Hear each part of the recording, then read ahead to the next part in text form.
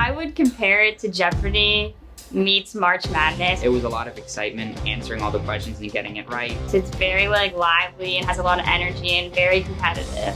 I think the kids are excited to be here, and it kind of builds the excitement as the day goes on. When we went to sudden death, all the other teams were, slowly going out. Especially when you're really driven, it's the perfect thing. We never thought we were going to beat those teams from Jupiter and Florida Atlantic. They're nervous because they've prepared for this day a long time. We were still able to win first place just because we don't go to a school that's not particularly known for sending a lot of kids to math or science competitions. It's a heart-pounding few moments when you're competing. It's really exciting, I think, for everybody. I'm kind of rooting for the underdog, Palm Beach Gardens. Every school in the county I challenge to come out and participate in the Brain Bee because we're gonna crush you.